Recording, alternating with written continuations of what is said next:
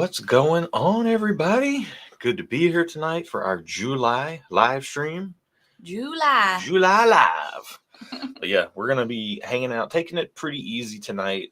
We are fresh off of the heels of Barrels for Hope 2-day big weekend. Yes. So I may or may not be in my pajamas. Yeah. I cannot confirm nor deny. Moderation will be key for us tonight. Hopefully you guys can hear us. Hopefully you guys can see us. Hopefully everything is good. We had some technical difficulties that we were trying to work out, and I'm not even sure we did get them worked out before we started. So hopefully, we'll see if we're running into issues or not throughout the stream. But everything should be good. Yep. Dave says audio and video good. Yay. Love it. Love it. And for whatever reason, I'm having... Okay. We're having Streamlab issues again. Yes, Streamlabs is for some reason not remembering our login. So we'll get to that here in a minute, but everything seems to be stable. Yep. So we'll say hey to some people real quick, and then we'll get some stuff in the glass and Yeah. do a little updating, and then do some Qing and Aing, some Aing of your Qs. We're going to A your Qs so hard tonight. Oh my gosh. And it's going to be fun. And we also have printed out some questions that we had from a previous community post cool. from a couple months back. That was smart. To kind of get started as well. Originally, we were going to do a Q&A video, and then we ended up pulling some of the specific questions to do entire videos on.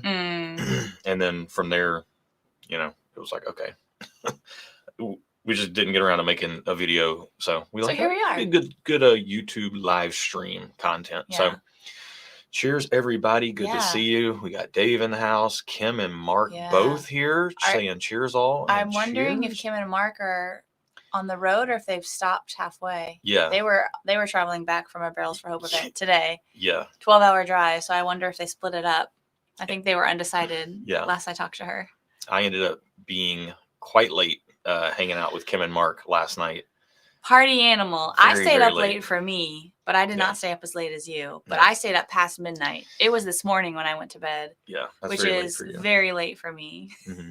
And Josh stayed up even later. Yeah, I think it was 3 a.m. when we shut it down and we're like, we have to go to bed. Yeah. But yeah, we'll talk about that here in a little bit. But we got Scott Hayes in the house. Dave McDowell is here. Kevin Connolly. We got Ted Torres, JG in the house. Hey, Michael, the Whiskey Dirge. Jason C is here. Jim D. Jose Aguilar. Good to see you, man. MSS 1971 is here. Great to see you. Jim is saying, so good to see all these familiar names after a couple of weeks. Hello, everyone. Mm-hmm. Agreed with that fully. Mm-hmm. Great to see you guys. We would stream more. Oh, we don't have any tissues in here. No. Yeah, I ran out. Okay. I'll just have to sniffle. I could go get you No, it's okay. Something.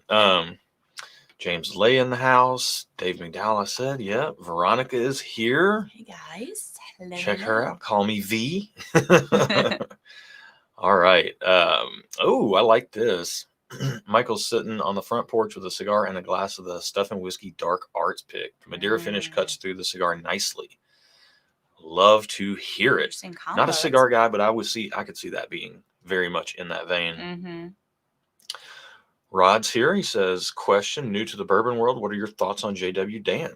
Let's save that for the Q&A because we need to do some talk about the giveaway and stuff. We will. Want to start? Yeah, we will. We do not have the ability to start in this platform. Oh, that's annoying. That's a StreamYard thing. Well, let's not get to questions quite yet. It's pretty good for an inexpensive bourbon. Not going to blow you away, but good, solid, baseline, inexpensive bourbon. That's all that really needs to be said about J.W. Dan. Okay. There's not a lot to go on about. It's just Heaven Hill, inexpensive stuff. All right. Heather's drinking on some red wine, some red Burgundy wine. Nice. The not appellations like Tennessee appellations is Cotes de Nuit. The varietal is Pinot Noir. I don't know. It's a Pinot Noir. She's drinking a Pinot Noir. Cote de Nuit. I don't know. It was fun to try to say it.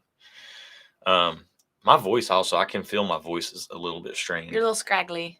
JG saying right on time as usual. Man, if it wasn't for technical difficulties, Oh, we have Paula Tell you here. what, Hi, Paula. Paula's in the house saying Paula. cheers. Great to see you. We've got Zuppertech 1. I don't know how to say that, but first time on a live stream drinking welcome. Larceny A125. Glad you're Welcome. here. Thank you for being here. All right. Michael says, I read coat the nuts as the translation. Coat the nuts. Roman's here. 4 Leaf Whiskey's in the house. Good to see you. Rizzle D. Who else we got? We got Chris, and we got Paula's back. There's great to see Paula's name in here. Love to see it. We got CN, Eric Bailey, trying to get caught up real quick. Advocate NKY. Hello, everyone. Happy Sunday. Yes, happy Sunday. I almost forgot what day it was. It's just everything's a blur here lately. What is time? Anthony Bryan is here. Good to see you. Anthony Robert. All right. Stacy's having some Dunville 12-year Irish whiskey on National Scotch Day. Nice. Sorry, Scotland.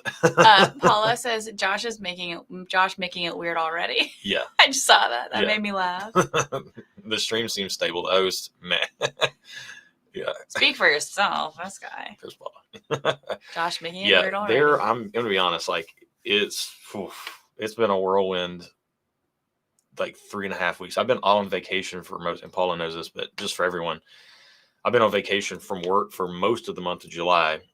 I go back Tuesday, but prior to this Tuesday going back, my last day at work was July the 4th or 3rd, and just stacked a bunch of vacation time together and filled it all up with 2 different family trips. As you are known to do, you fill up your much. free time with to-dos. Yeah. And I tell you not to do it. It's a mess. You do it. Let's see if he does it again next year, y'all. We'll see. Let's see. Let's mark this moment in time. I'm predicting that next year Josh does a similar thing because he likes to take a big chunk of vacation, and he'll end up filling it up and then talking about how exhausted he is. Mm-hmm. So meet us back a year from now and let's see what happens. I'm nothing if not predictable. This is a question we will do in the Q&A. Chris asked, what are our top pours of the first 6 months so far? We will definitely get around to that. Excuse me. Kevin's sipping on some ITAC. That's our Bardstown Bourbon Company. I'll take a case barrel pick. That thing is so good. And it sold out way faster than we thought it would. Pause for cough. Mute button.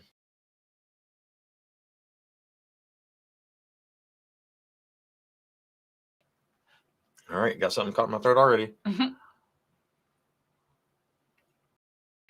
Hey, we got JP in the house. Love to see it. Veronica saying, I'm so bummed that we couldn't make it this weekend. I know you all had an amazing time. It was good. We definitely did. But it was a good time. We definitely did. We'll have to make it next year. Yes, absolutely. Michael has a great point. Kim and Mark can watch and let the truck drive itself. There we go. Very true. Kevin Conley, $15, saying thanks for all the great no BS content and superb barrel picks. Love you guys. That reminds me, you need to get in and say what we're doing a giveaway. Yes, tonight. I'll continue to catch up with chat here in a second, but let me go ahead and show anything donated helps the channel, helps us do what we do for you guys. It is a huge help. And what we are giving away is the second barrel pick that we did in May at Nashville Barrel Company, and this is the Nashville House barrel pick. And this thing right here is absolutely freaking amazing. They had a bottle. We had a bottle at Nashville Barrel Company this weekend as part of the Barrels for Hope festivities. And one of these was out for flights with a bunch of other pours that they pulled, like really special bottles for us to have some flights for the Barrels for Hope crew specifically that weren't on the front tasting bar. Right. Yeah. And then these sold out pretty fast. So having one of these up there was really fun too. And if I'm not mistaken, everybody that tried this said it was the best thing that they tried at NBC that day. It might have just been being nice, but if they tell me, I'm going to believe them. Well, I tasted everything too, and this was the best thing. Okay. There. So just saying, very, very, very, very, very good barrel pick. JG's in for 5. Yeah, Thank you so much. By the way, this is a 8-year. It's a week shy of 9 years. Indiana bourbon from MGP. Kelvin Cooperage, Mhm. char number 4. That plus aging in Tennessee is the secret sauce. It's the magic of Nashville Well, and Barrel it's a Company. 3,400 barrel, which is one of their Grateful Kelvins Yeah. that they have. That's No, right. those are different. Isn't that Nope, 3,400? those are 1900s. Oh, just kidding. Forget what I said. Barrel 3432, and it's 117.92 proof. Incredible, incredible, incredible, incredible bottle. So we got one of these up for grabs tonight, Yep. and that helps support the channel so very much. And we appreciate you guys We for all do. the support, for watching, for liking the live streams, liking the videos, commenting on everything. It all means a lot. Yep. More than you could even know. Ivan asked if we're wearing the same glasses. They're not the same. Oh, they're very similar. They're very similar. They're like one. What's your?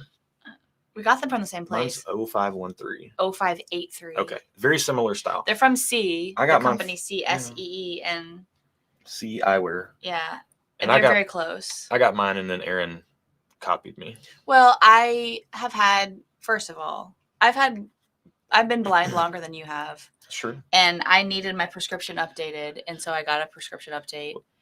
And I just liked the frames when I tried them on, and I got them. But I always do brown tortoiseshell. That's usually always what I do, brown tortoiseshell glasses. Anybody watching the channel knows that just by looking at us that you have vision problems, and that's why this works. That's not true. I saw you last night in that suit. You were handsome. I was suited up. You looked great. Maybe I can. Well, I'm not going to deal with trying to find the picture and all that stuff, but I was going to say, just checking to make sure we didn't miss anybody. All right, good deal. All right, let me roll through here. Let's get something in the glass. Okay, we should do that. We were mostly caught up on chat saying our highs, but now we're behind again. So let's get something in the glass. I think the first thing is going to be Nashville Barrel Company pick that we haven't even released yet. We're calling this one Davy Jones Treasure. It's barrel 3493. Wow, we went through that a lot. Yeah, we got this yesterday. Oh my gosh. And shared it with a bunch of people at the Barrels for Hope event. I haven't even tried it yet since we got it. Have you not? I didn't try it yesterday. I tried the other one. A little splash there. Thank you very much, sir. So we went into Nashville Barrel Company trying to find a hazmat, and we tasted through, like, they had gotten some new barrels in that weren't even in inventory. And we were just smelled it. Just like from I don't even know where, and it smells amazing. It does. But we went in looking for a hazmat. We picked the second barrel we tasted was a perfect stuff and whiskey pick. That's this one right here, 3492, which we called the right stuff because it had all the right stuff to be a stuff and whiskey Nashville Barrel Company pick. Oh. And then we kept tasting through barrels, and we ran across this one, and we had to have it. It's not hazmat. It's actually low proof cast strength. We'll see what it proofs out when it's bottled. JL's in for 20. Oh, nice. And then JL saying cheers and happy Sunday evening from North Carolina. North Carolina. Good to see you here. But this one right here we call it Davy Jones Treasure because the barrel itself had to have been low in the rick house. And also it doesn't have much whiskey in it. It's only got like 100 bottles in this barrel. And there was it looked like it was excavated from the bottom of the ocean. It did. It looked like it had been in the water for a long time. Yeah. Which is weird. Yeah, the outside of it was like, it kind of had stuff growing on it, like barnacles and stuff. The head was all warped, and the wood just looked, it looked like it had been dug out of a rick house. A sunken rick house. Years. Yeah. Donnie Engel for 10 saying, glad to catch a live. Got some fun stuff to post in Discord. Insert Patreon plug here. Yeah, if you want to get involved in our Discord, hop over on Patreon, get plugged in there. Great stuff going down all the time. Good people helping each other. We got Gas VA 911 in, donating $25, saying cheers, y'all. Thank you so much. Very much appreciate that. Always love seeing the 911 pop up. Yeah. But yeah, so this is a fun pour.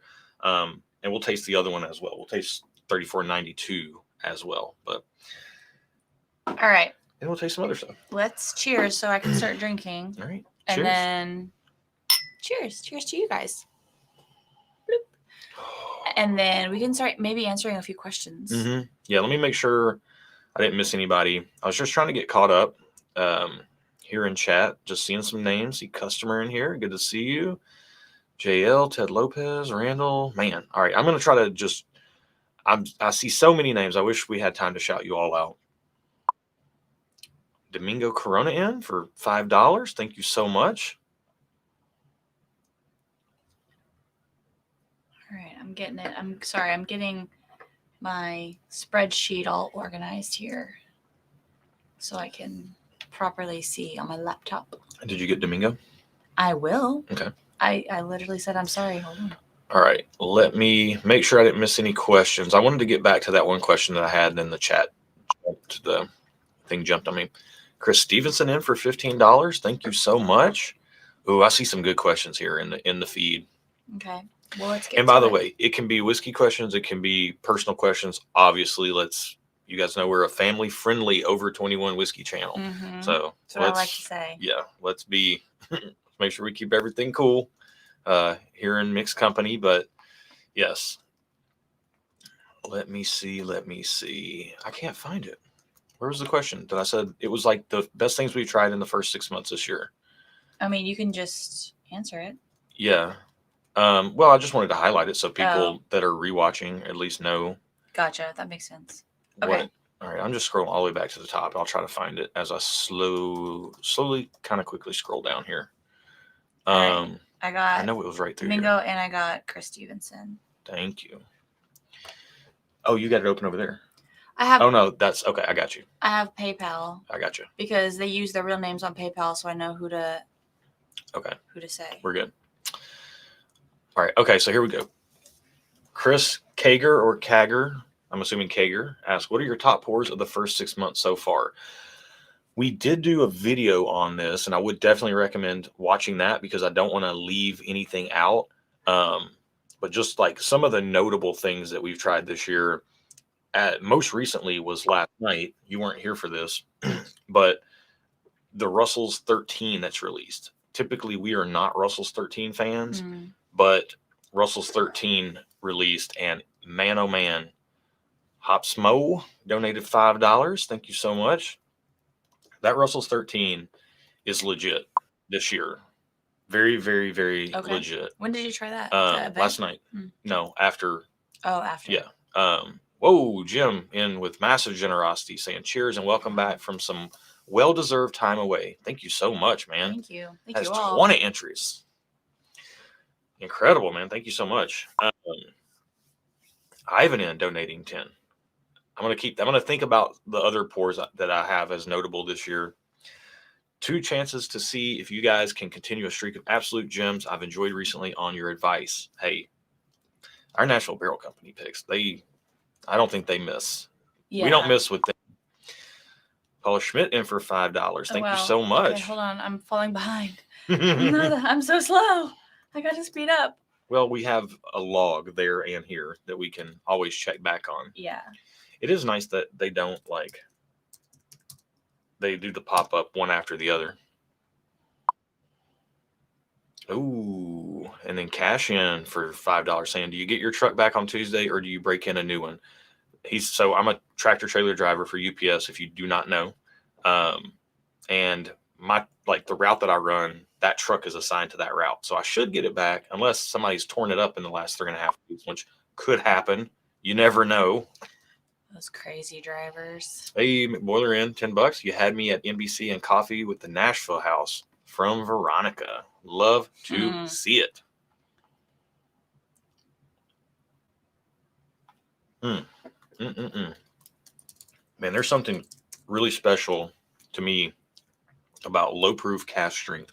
It's a phenomenon that doesn't happen a lot in whiskey, like sub 100 proof cask strength.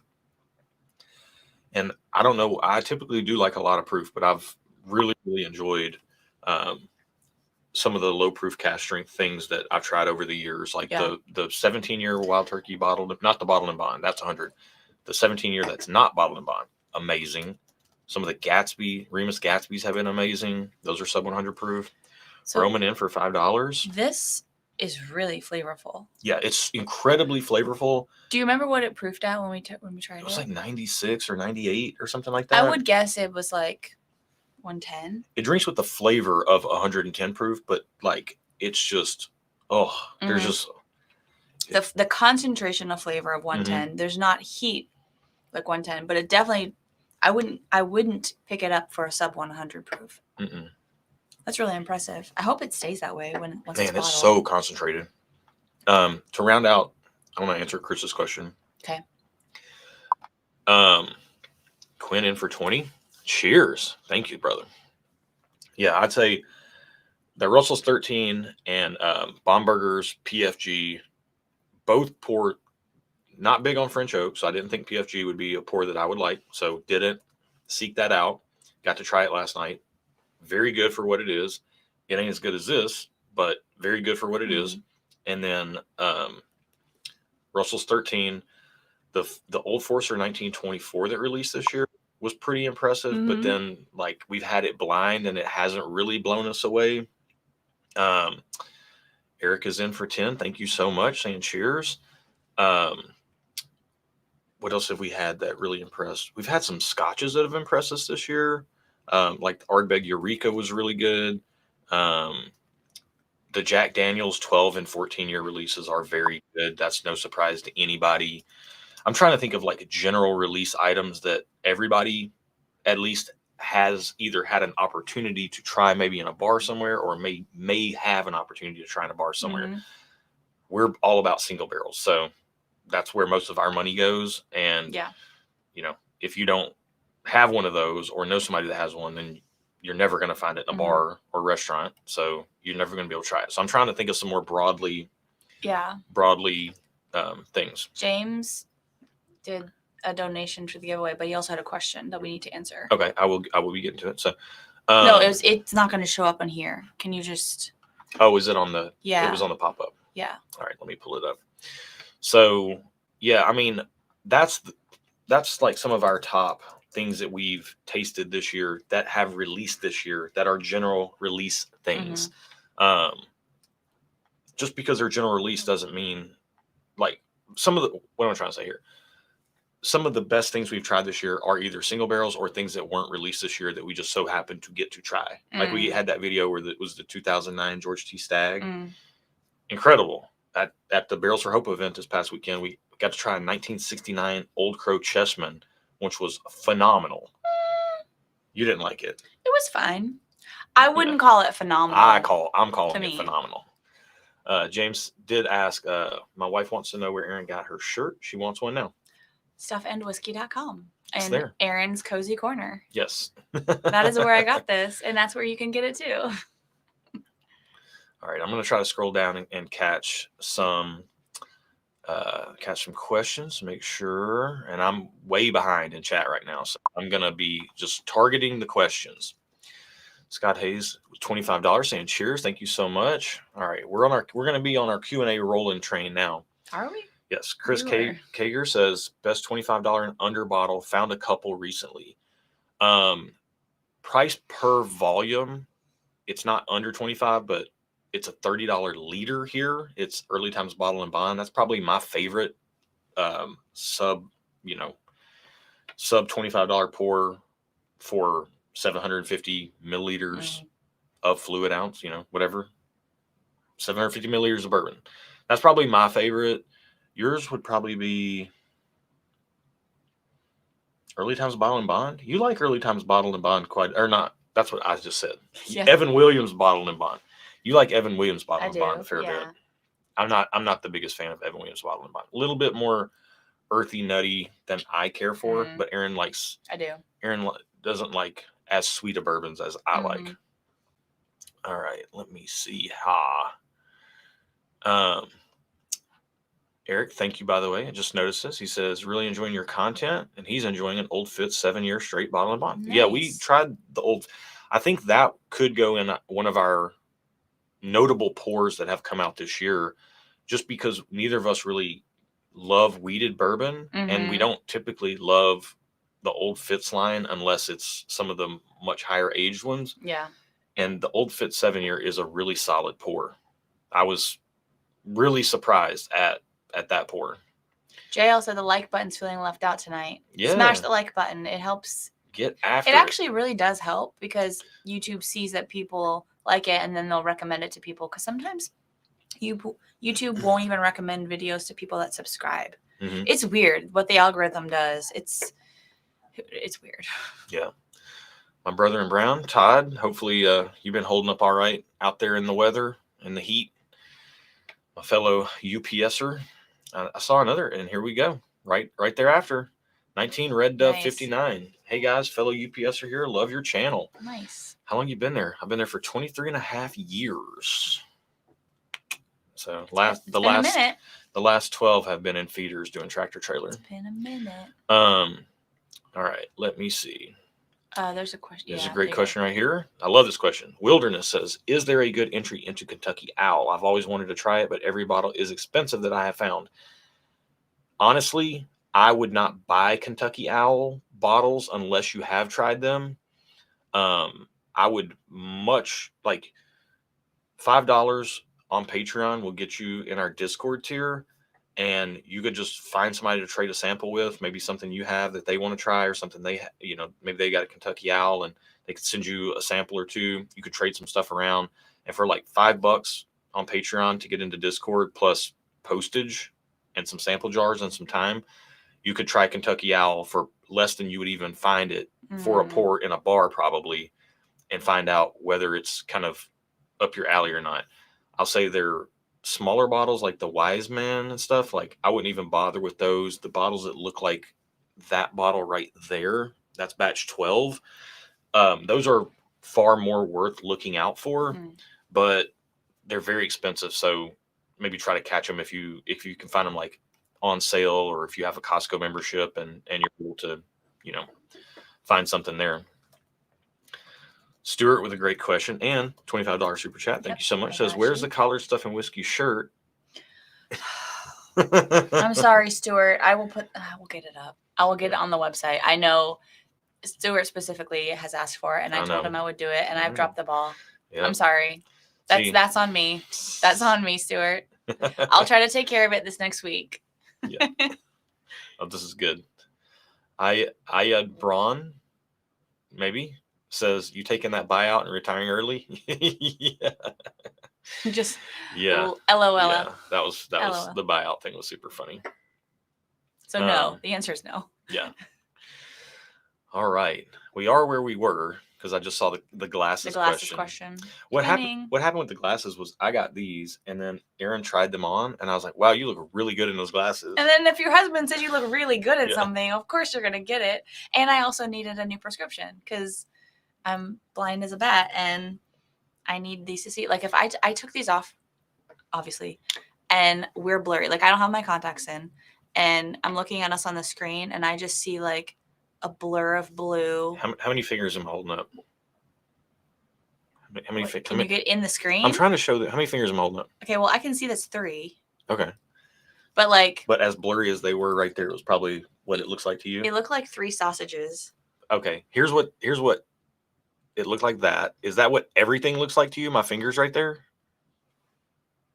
Basically, maybe a little bit more blurry, but yes. More blurry? Just slightly. Wow. Ever so slightly. But yeah, basically, when I don't have contacts or glasses, everything is that blurry. Unless I'm really close. Like, I'm nearsighted, so I have to be, like, right up on, and then, like, oh, I can see. I see clearly now. I can see you clearly now, but here you're a little blurry. That is a violation of my personal space bubble, ma'am. So I don't want to violate personal space, so I have glasses or contacts at all times. Well, that's crazy. I was like 7 when I started having to wear glasses. It's been a while. All right, let me get to this question. Okay. So Misha asked, what are some high proof sweet bourbons you recommend? We always recommend Rare Breed. Start there. Mm-hmm. Jack Daniel's Barrel Proof, Tennessee whiskey, and their rye. Honestly, like even for a bourbon drinker, their rye can be very, very sweet, very good, and very high proof. But the Tennessee whiskey, it's bourbon. Their master distiller said it's bourbon. It's just they do one more step after that. Those are like the 3 you're going to be able to find on shelves that you have a shot of or getting your hands on, and they're not crazy expensive. Now, I would say like what I would seek out would be paying attention to the YouTube space, the whiskey space, and seeing if you see a lot of favorable feedback on certain Elijah Craig barrel proof batches, or larceny barrel proof batches. There have been a lot more misses than hits with both of those product lines lately. So I wouldn't just buy them without getting multiple opinions of people who like things that you like, that say they like those batches as well. Yeah. And then honestly, like I wouldn't just go say buy any Nashville Barrel Company bottles, but like these are my sweet spot right here. They are super sweet, but they also have a good bit of barrel influence. And but what do you we mean can pick these? Like just Nashville Barrel Company. Okay, but bottles. some of them aren't as sweet. But some of them aren't. That's why you got to know who's picking the barrel, or have them be able to explain to you why. Like, is this a sweet pick? Is this more earthy? Maybe off profile? You kind of want to qualify it. But yeah, those are some of my favorites. Also, for kind of an inexpensive one too, the Remus High Rye. You would think High Rye it might have more spice or whatever. But actually, those come across very sweet. Yeah. And they're findable and fairly affordable as well. All right. JG being very kind. Aw. Thank you. Thanks, Jay. Rod is saying Rod probably already decided this. He says, pick one of these three for a newbie. Monkey Shoulder, Old Overholt. I would go Old Overholt 114. I like that a lot. Okay. And then DJ Evett donated $5, saying first time S&W live stream. I would say we're usually more Things are more. You're more scattered usually than you are tonight, even. Really? Yeah. Wow. Dusty in with 10 saying, love doing the boot scoot boogie with you both last night. Such a good time. Yeah. Dude, that was so much fun, man. We'll talk about that. We'll do a little bit of Barrels for Hope and just summer recap quickly here at some point when the questions, when there is space. Yeah. Overholt 114 is very good. I like Old Overholt 114 better than Old Grandad 114, personally speaking. All right. Boy, oh boy. Wow. I am way behind. Wait, Kim said something. I missed it. Wait, what are you talking about? You're scrolling so fast. Stop. Oh, they should be on We're in Arkansas. 11. Okay. All right. I'm just trying to find questions here. Well, how can you see? You're scrolling so fast. I can't even see. You just passed a word that said question. Yeah, that was one we already answered. For some reason, it's like jumping around. Yeah, you're. Like I was scrolling and then it put us back at the top for some reason. Because you clicked on something at the top. And it's being jumpy too. The whole computer situation is just causing me stress today. Justin Williams had been a part of Justin any good asking bottle kills a lately. leading question. Yeah. No cool bottle kills lately. No Justin. cool bottle Sorry. kills. Wah wah. Some guy that looks a lot like Mr. T brought a hazmat Coy Hill to the Barrels for Hope event and opened it and killed it. I think it was gone within like half an hour. I would say it's even faster than that. I'd say about 10 minutes. Yeah. Rizzle with an interesting question saying, how long will it take a natural cork to degrade and affect the taste of a bottle if it's stored on its side?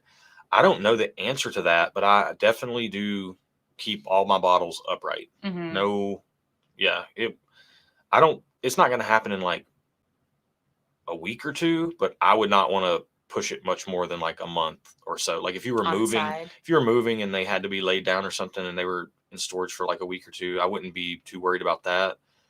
I would not go much longer than that. Interesting. So how come wine is stored on its side? In like wine fridges and stuff. Wine on their corks? It is, but there's such a high alcohol content in whiskey compared to wine that the higher alcohol content can degrade the cork faster. Okay. Yeah. Now wine will be corked sometimes too, but it's just the level of alcohol doesn't eat the cork away. Ooh, Wilderness has a good question. I'm going to get that one right after this one. Noah has a great question as well. It says, you guys tend to lean away from enjoying craft pours. Have you found that's been changing as craft whiskey is gaining age and sophistication? I think it's still hit or miss, but I'm more open to trying craft pours now that I've had very many good ones. Like before it was most craft pretty much 9 times out of 10 was like, ugh. And now I'd say it's like 50-50. I'm going to pour some Right Stuff 9432. Also an upcoming Nashville Barrel Company pick, yet to be released. This will be out within probably 2 weeks. What would you say to that craft question? I'm more willing to try it and give it the benefit of the doubt than I was even a year ago. Yeah, and it's not, well, we don't lean away from enjoying them. I know what you're saying, but like it's not even that we lean away from enjoying them. I would love to enjoy more craft whiskey. It's just when it's not done well, it doesn't matter if it's legacy or craft. It's just it seems like craft misses more than they hit sometimes. But there are craft distillers out there that are doing very good work. I still, on a personal level, find myself reaching for more legacy stuff, but I'm always down to try craft whiskey, and it's always fun to see what they're doing. And I'm rooting for craft whiskey. I would love for craft whiskey I would love nothing more than those guys to like overtake some of the big boys. But I'm also not going to come on here and tell you guys craft whiskey is good if it's not good. Like, or any whiskey for that matter, even if it's not craft. Yeah, it's not going to happen with craft. It's not going to happen with legacy. That's why, with the blind tastings that we do so much, we don't know if it's craft or not. We just know if we like it or not and whether it's good or not. Yep. So, yeah, we'll see. We'll see where craft goes. I am liking the age. There's craft people, like, I don't even know if you could consider New Riff craft anymore. They started off as a craft distillery. Now they've got like 8-10 year whiskey. They got great stuff there, you know. Detling in Alabama is doing good stuff. Hard Truth is also craft technically, but they're huge. They're very good. There's so many. Well, New Holland, good grief. Our New Holland, we did 2 New Holland picks last year that released this year that were awesome, and that's craft whiskey from a pot still. And then, spoiler alert, tomorrow's video is a craft whiskey from California, the worst whiskey we have ever tasted. Can you refresh? Yep, I will, and we will pull Wilderness's question up here. Because I think we missed some pop-ups. Because see, when you do the questions, it hides the pop-ups, so I've missed some pop-ups. Yeah. So sorry, guys. I can see that it's behind there. So let me hide this real quick. Stuart, 15 more. How great is that green hat? It is amazing. I love this hat. I love a good green hat. I love a good navy hat. Yeah. So just about a month ago, you asked me to get you that green hat from the website, and you've been wearing it almost nonstop. It's been that hat weather too. So Wilderness said, what's the best way to store your bottles and not clutter the house up? My wife wants me to buy a nice cabinet or something. Number 1, have less bottles. Step number 1, have less bottles. Number 2, a good cabinet's nice. That's what these 2 are. Wait, wow, it's backwards. Those 2 cabinets. That one. And that one. Yeah. Are whiskey cabinets. Yeah, cabinets. Also, the floor of Josh's closet is a whiskey cabinet. Anything you can find will be a whiskey cabinet if you put whiskey in it. Yeah, my motto is just put whiskey wherever you can fit it. Because we're running out of space here. Well, my key is to make it not look cluttered. Put it in something that has a door. So, like, for me, I'm not a big fan of the open shelving with whiskey. That's just a personal preference as far as home decor. If you have a specific whiskey room and that's all that's in there, I get that. That's part of the decor. But if it's just in your home, for me, for our home, I want it to be able to be hidden. So as long as it's hidden, Josh has found many ways to put stuff around our house, and I don't care as long as it's hidden. And then that way it reduces the clutter look. And when my house is clutter-free, my brain is clutter-free, and we want my brain to be clutter-free. Yeah, I'm not the person to answer this question. She is. Yeah. I'm terrible at this. But also you can probably, if you're like him or any of most of us on this live stream, you might want to think about reducing your collection. That's a silly that thought. Would be like the first step. That's a super silly thought. Like, that's not even real. Think of it as like, I think of it in terms of like a capsule wardrobe, have like a capsule whiskey collection. No, she's talking crazy now. We're moving on to the next question. Michael says, boxers, stuff and whiskey, boxers or briefs, and if you could, would you rather be a prize fighter or a lawyer? The answer is both, depending on the occasion and situation. And I would rather be a prize fighter. I don't like arguing. No, I disagree with that answer to the first question. What? I've never seen you wear boxers. You wear boxer briefs. You wear boxer briefs. Yeah. He combines the 2. Or just briefs. Yeah. Prize fighter for sure. I don't want to argue. I don't like arguing. Yeah. And I would hate to be a defense attorney and wonder if the client that I'm defending is actually guilty or not. Like if they were and I was helping them get away with something, I would really hate that. But I also don't like the fight either. But I would rather fight than argue. Okay. All right. CN says, what do you think about Orphan Barrels, and have you tried their latest release? What's it called? I know you're not. Fanged Pursuit. If Fanged Pursuit is their latest release, we have tried it. It is very impressive for low proof pours. Really, really enjoyed Fanged Pursuit. Typically, like some of their older stuff, like the Rhetoric line was really good. It's always just a little bit more money than we want to spend for a low proof point, but they are generally pretty solid if you're all right parting with that money. But money means different things to everybody. It's just for us, 150 or $200 for a bottle of whiskey. It's got to be right in our pocket to spend that. And we can get bottles like that through like barrel picks and things versus, versus like taking a flyer on an Orphan barrel that is going to be low proof and not our favorite necessarily. With that said, Fanged Pursuit is the best Orphan barrel that I've tasted since some of those Rhetoric releases and like Barter House and stuff. So take that for what it's worth.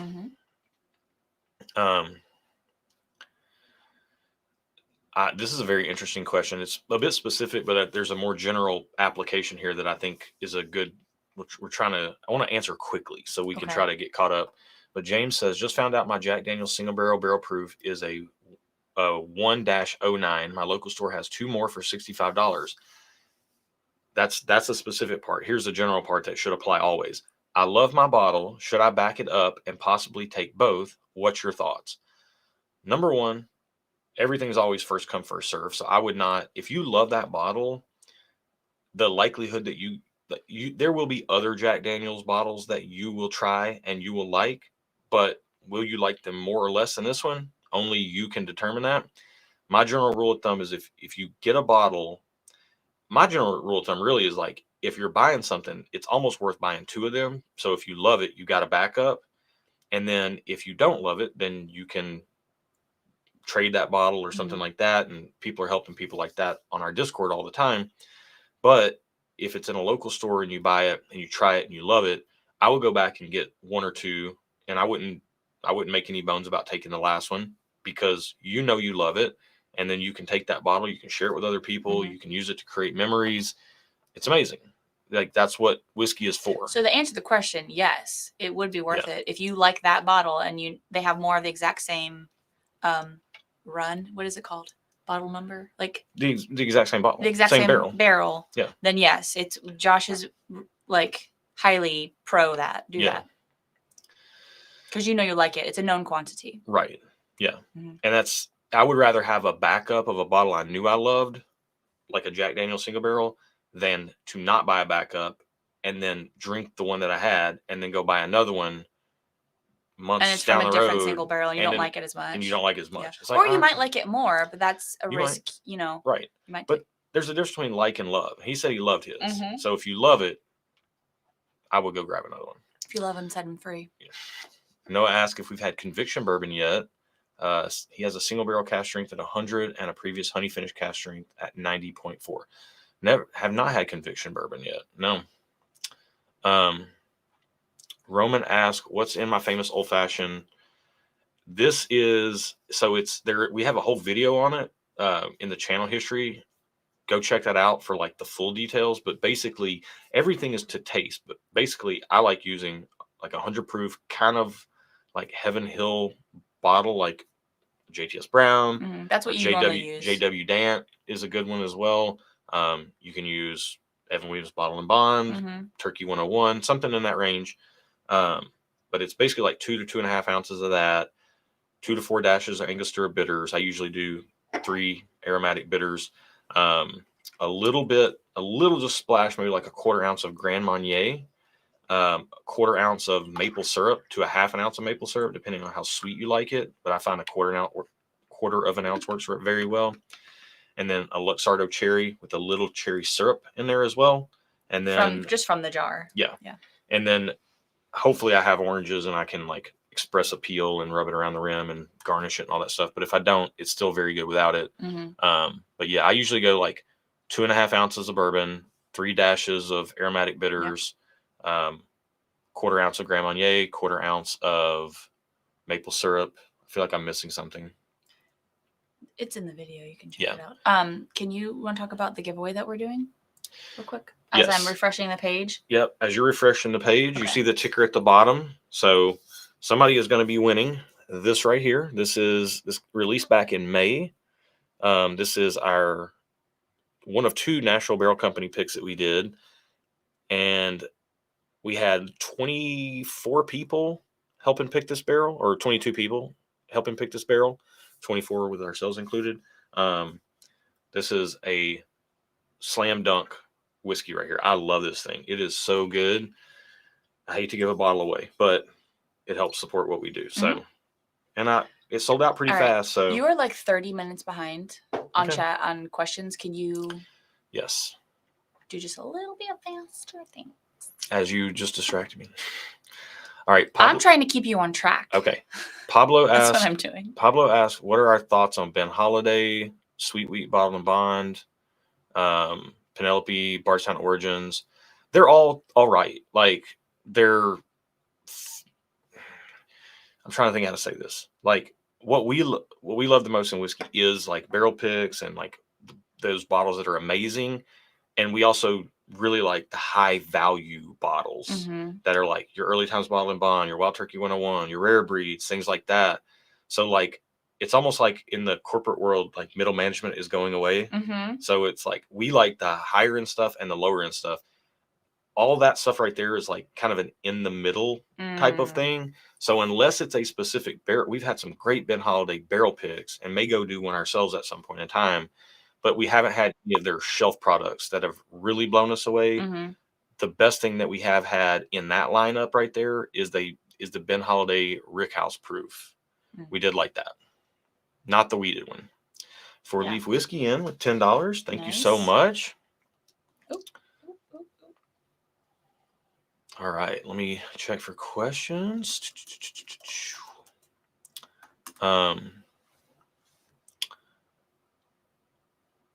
Yeah, Dave, so this was way earlier, but he was saying for under $25, OGD 114 or Benchmark Foolproof are good. And for that matter, Old Overholt 114 as well. Yep. All right. Stacy, this is, again, we're way behind here. We're going to try to get caught up. It says, what's your favorite Irish whiskey? Man, for the money, like we have to put value into the equation as well. We really do really like Redbreast Cask Strength. It's hard to beat that. That's probably the answer. There's going to be some special releases in there that we could probably include, but like if you're saying favorite that we can get our hands on that we actually like, Redbreast Cask Strength is very hard to beat. Let me see here. So Yoseev asked, rapid fire shelfers everyone needs under $100. I mean, I would say shelfer is depending on where you're at. One thing we know with the channel is it's always different locations. Different locations have different stock and different pricing too. But from depending on where you're at, I would say the shelfers that I would always want to have is always going to be a bottle of Buffalo Trace and or Eagle Rare, hopefully both. Early Times Bottle and Bond, Wild Turkey 101, Rare Breed, Knob Creek Single Barrel 120 proof. I could get by with basically those, like, and then just nothing but barrel picks other than that.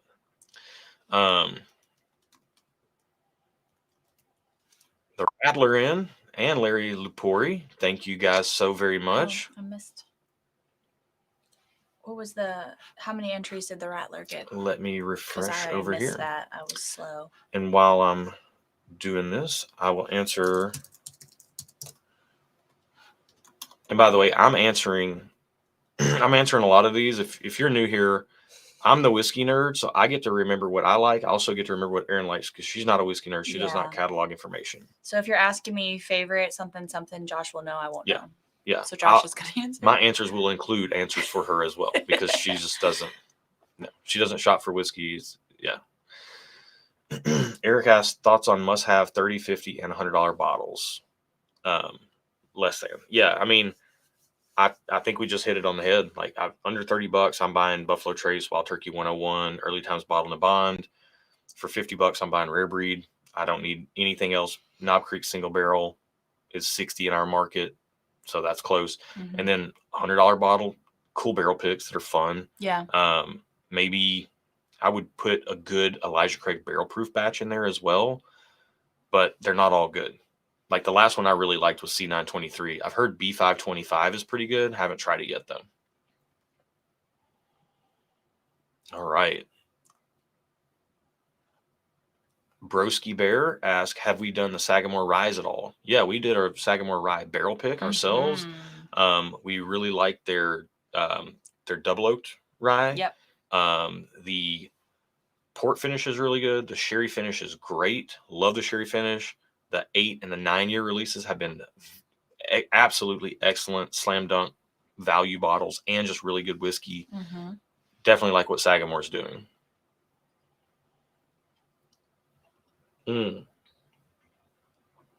Bullseye Fowl. I think somebody said we were looking trim, and then I think Bullseye Fowl, maybe he said that, and then asked if we're dieting. That was also a question that I had printed out. Ruby D asked, is Josh still working on his fitness? Also, that was around the time we were telling our Patreon community we were going to watch Breakfast Club with my daughter. It did hold up. Breakfast Club is good. It is good, but it's not as appropriate for a 13-year-old as I thought, as I remember it being. Yeah. But too late. That toothpaste out of the tube. Yeah. So there we go. I go in waves. Like I eat very strict usually during the week, and then the weekends are when I kind of go a little nutso. But generally speaking, yeah, trying to diet and trying to work on my fitness, but working on my fitness. I don't have as much time as I would like. I don't even have time enough to get to like everything I need to do in any given day, emails, text messages, things like that. So I really try to make it a point to take care of myself, especially with doing what we do here with the channel. Mm-hmm. It's very difficult though. So like my goals right now are just trying to get in 3 20 to 30 minute full body kettlebell workouts a week, or 2 kettlebell workouts and 1 like 5K run. We've been traveling with family and stuff. I don't think I've worked out in July at all. Yeah. Just because we've been going nonstop. Yeah. But generally speaking, 1 to 2 kettlebell workouts and a run every week kind of keeps me where I want to be. As far as able to physically do things, I wish I had more time to treat exercise more like a hobby, like I used to be able to. Aged in Oak asked if we got their entry. Yes, I see you. I got you for 2 entries. I got you down. He said, cheers, beautiful people, he said. Thank you very much. James asked if we tried IW Harper 15 year. Yeah, low proofer, beautiful bottle.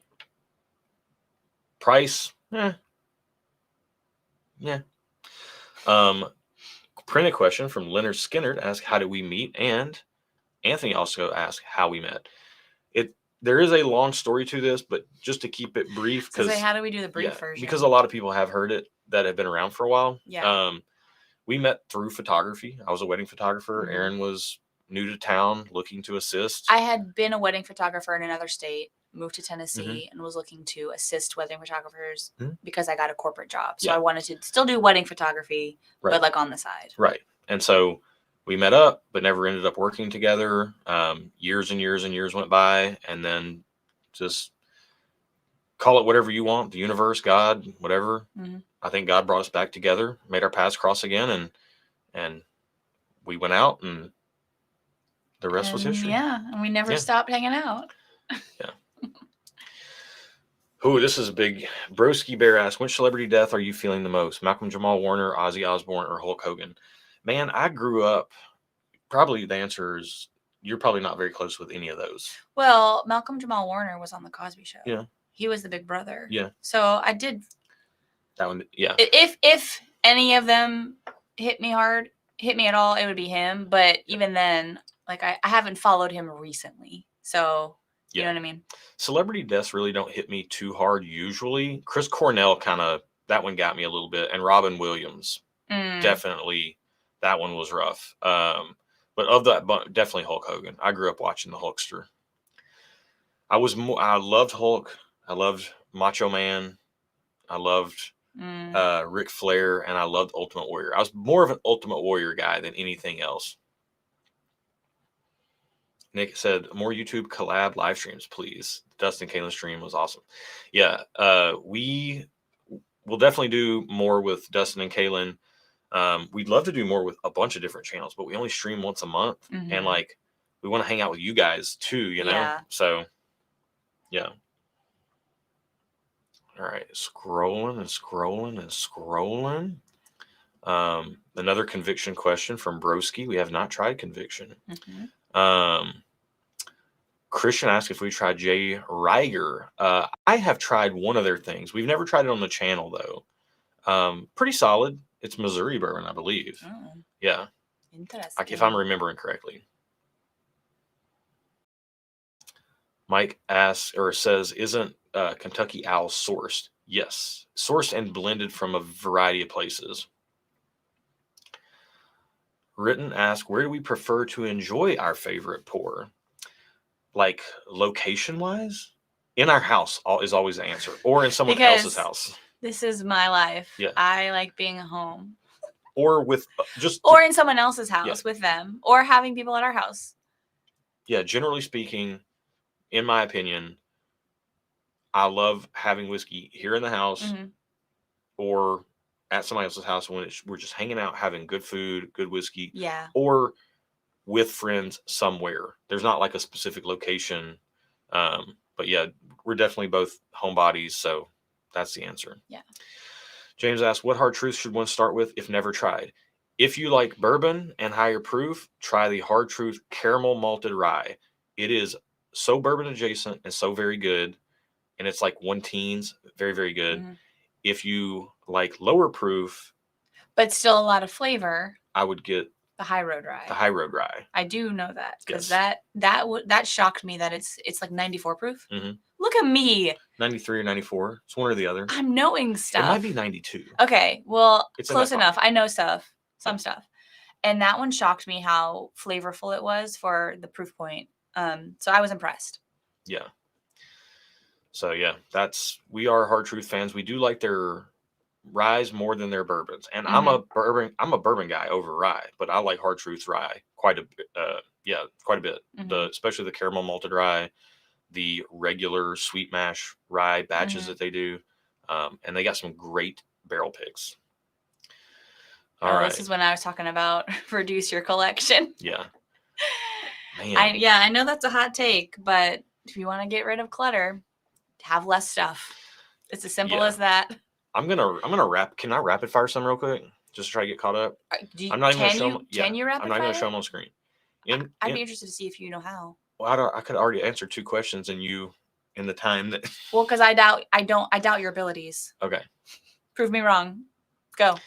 James said, my wife says her house has to look like it's never been lived in. Is that how you are as well?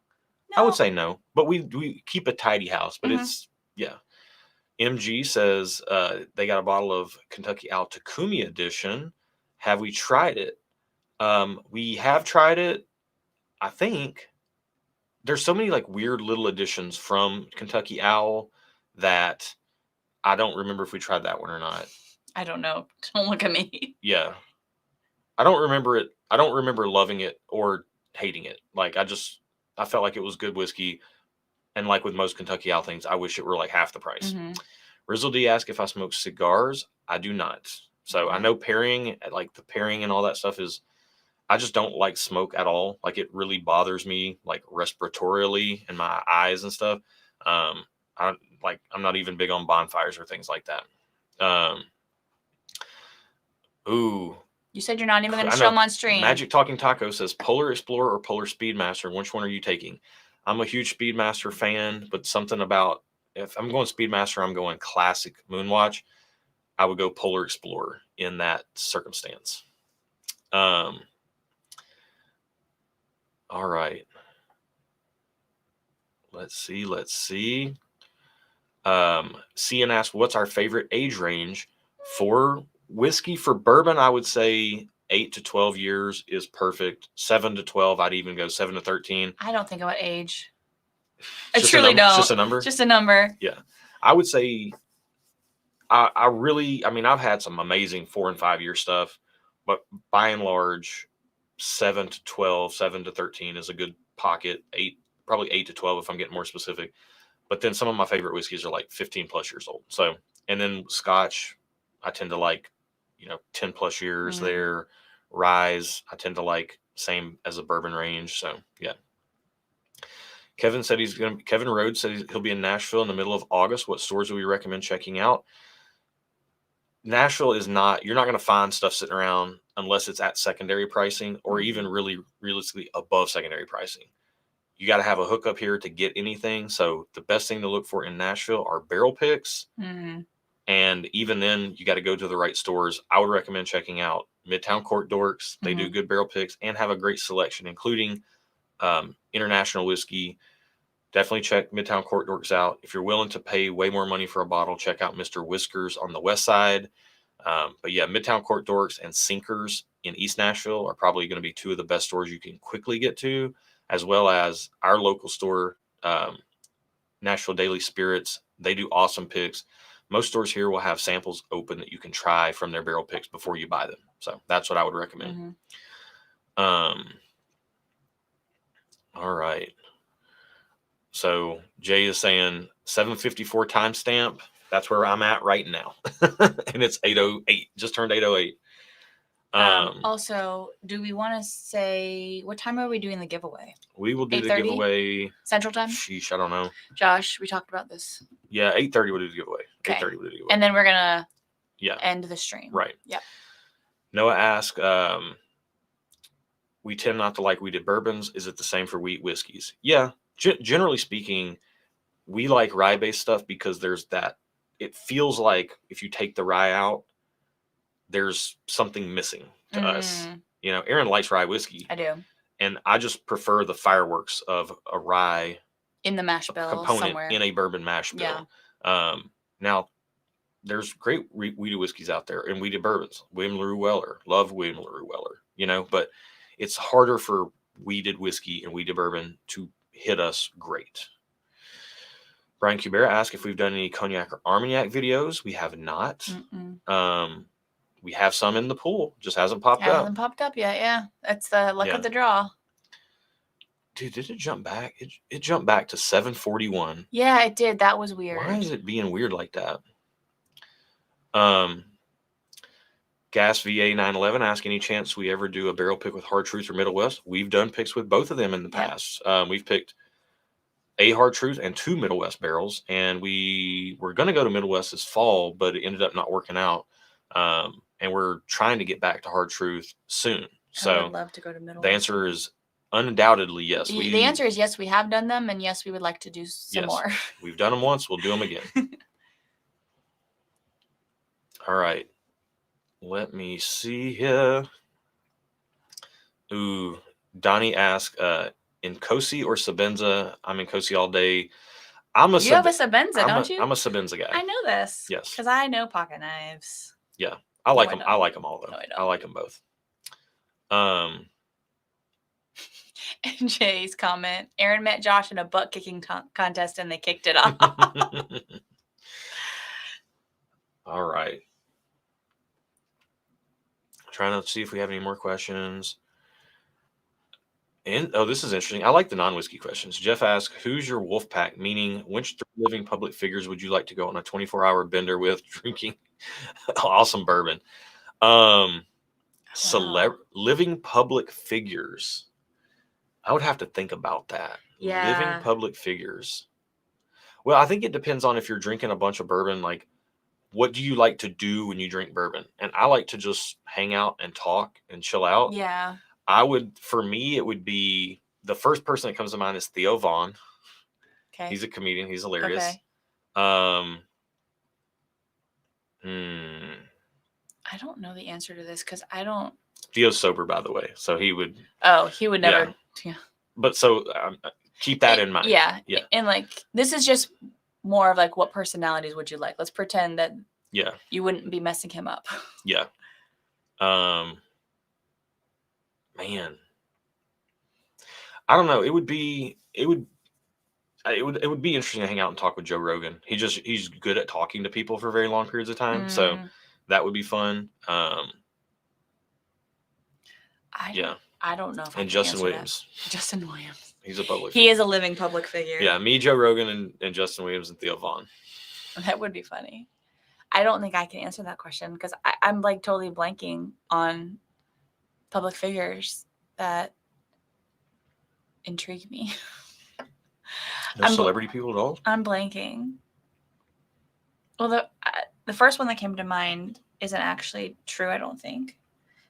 I don't know. I'm going to pass. Okay. Anthony asked if we've tried Jefferson's Reserve Cask Strength, recommended for 70. We haven't had that. We had some of the Ocean stuff. We've had some of the other releases, but we haven't had the Jefferson's Ocean Cask Strength. Mm-hmm. Oh, Ritten is going to start an argument here. Anthony Robertson for $25, by the way, saying, great channel, love the content. Thank you so much. He says, is respiratorily a word? I feel like you and I have these conversations all the time. Josh likes to use words that he thinks sound smart, and I think they just make him sound pretentious. I think that sounds like a word to me. I think it sounds dumb. You shouldn't say it.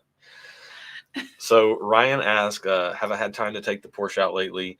And where's it at? Not enough. So we've been out of town. HP or FPHE 8956.